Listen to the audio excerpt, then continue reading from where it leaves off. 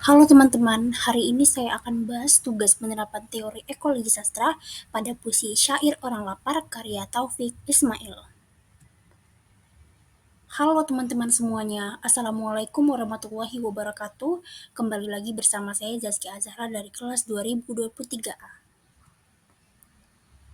Teman-teman semuanya, pada pertemuan kali ini saya akan bahas suatu teori baru yaitu penerapan teori ekologi sastra pada puisi Syair Orang Lapar karya Taufik Ismail. Simak penjelasannya ya. Namun, saya akan memberikan penjelasan tentang apa itu teori ekologi sastra. Satu, teori ekologi sastra adalah ekologi berasal dari bahasa Yunani yang artinya oikos, artinya rumah, dan logos yang artinya pengetahuan tentang sesuatu. Sedangkan ekologi sastra adalah cara pandang yang digunakan untuk memahami permasalahan lingkungan hidup dan alam, dan sangat berkaitan dengan cara manusia beradaptasi dan menjaga lingkungannya dengan baik. Lahirnya ekologi sastra karena adanya hubungan alam dengan karya sastra yang berkaitan. Istilah mengenai permasalahan dan kritik yang berkaitan dengan alam dan lingkungan disebut ekoritik. Lalu bagaimanakah pendapat para ahli tentang ekologi sastra? Satu, menurut Endra Swara, ekologi sastra adalah ilmu intrinsik sastra yang mengkaji hubungan sastra dengan alam. Pada tinjauan ekologi, keberadaan makhluk hidup dipengaruhi oleh alam ataupun ada hubungan berbalasan dan saling bergantungan antara manusia dengan alam. Dua, menurut Sundari, ekologi sastra bermakna kajian tentang lingkungan dan keseluruhan eksternalnya yang mempengaruhi kehidupan, kemajuan, perubahan serta reduplikasi suatu makhluk hidup. Tiga, menurut Adriadi, ekologi sastra adalah tinjauan sastra yang mengkaji sastra dan hubungannya dengan penduduk lingkungan sekitar dan suatu wujud untuk melestarikan lingkungan. Empat, menurut Normulyati, ekologi sastra adalah suatu upaya untuk menyelamatkan sastra dan lingkungannya di mana manusia berperan penting di dalamnya.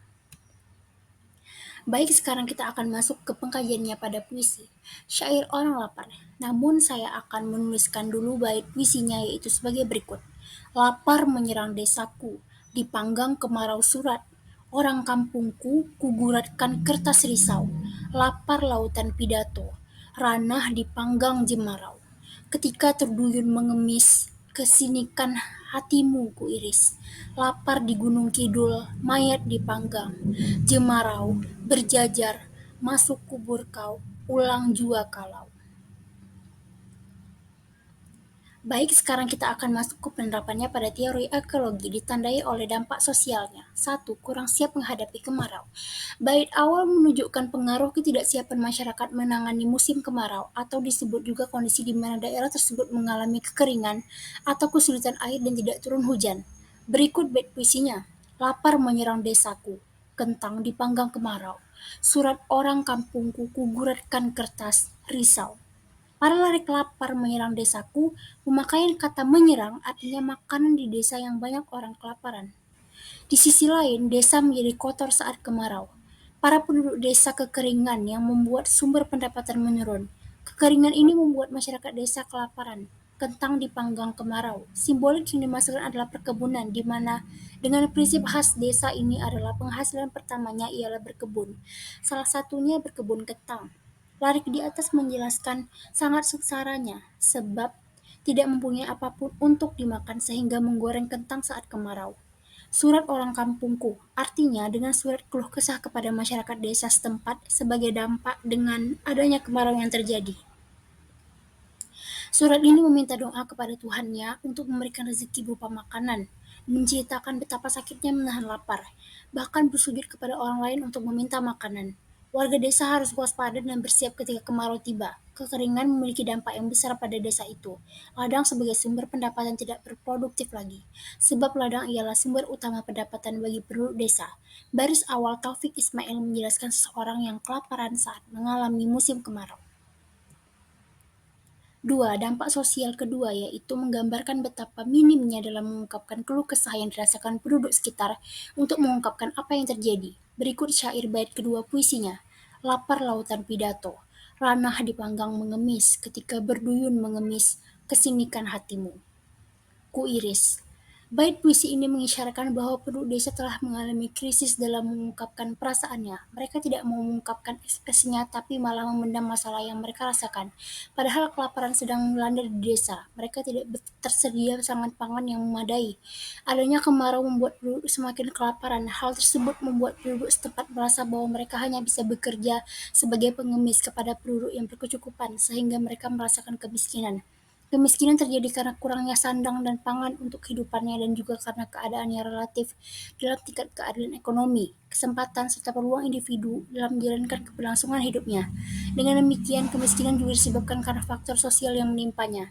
Di sisi lain, penduduk setempat merasa bahwa perasaannya semakin tersisa dengan adanya krisis kelaparan, kemiskinan, dan kemarau, membuat mereka tidak berdaya dan berdampak pada psikologis yang menyerang anggota keluarga. Dampak sosial itu juga dapat membuat penduduk desa merasa frustasi. Dengan demikian, dampak sosial tersebut tidak hanya menyerang secara fisik, tetapi juga menyerang secara batiniah penduduk setempat. Tiga, dampak sosial ketiga pada puisi ini yaitu konsekuensi bencana alam. Berikut bait puisinya. Lapar di Gunung Kidul, mayat dipanggang kemarau, berjajar masuk kubur, kau ulang jua kalau. Masyarakat di desa ini yang digambarkan menunjukkan bahwa mereka sedang merasakan kelaparan sehingga dapat berujung kematian. Terlihat pada lari ketiga adalah sebuah makna tersirat bahwa setiap makhluk hidup pasti akan meninggal, tinggal menunggu antrian. Apabila waktunya tiba, maka berakhirlah sudah. Semua makhluk hidup pasti akan merasakannya. Kita harus selalu membantu sesama agar terhindar dari kelaparan dan harus bisa membantu sama dengan benda yang bermanfaat bagi orang tersebut. Peduli lingkungan adalah sikap yang tidak berusaha menjaga alam agar tidak rusak. Apabila tidak dijaga maka akan menimbulkan bencana seperti kelaparan. Populasi penduduk semakin meningkat. Apabila pangan tidak tersedia, maka berpotensi menurunkan ketahanan pangan sehingga berujung pada kelaparan dan kematian. Kelaparan adalah dampak sosial yang tidak boleh diremehkan. Baik, sebelum saya menutup pembahasan kali ini, saya akan menyimpulkannya bahwa teori ekologi sastra ini berkaitan dengan kehidupan manusia dalam segi lingkungannya dan keterkaitannya dengan alam. Jadi setiap kegiatan yang dilakukan manusia pasti akan selalu terhubung dan memiliki dampak terhadap alam sekitarnya. Dengan melestarikan alam, maka kehidupan manusia juga pasti akan terjaga. Sekian yang bisa saya sampaikan pada materi kali ini. Sampai jumpa lagi teman-teman pada materi selanjutnya. Wassalamualaikum warahmatullahi wabarakatuh. Audio Jungle.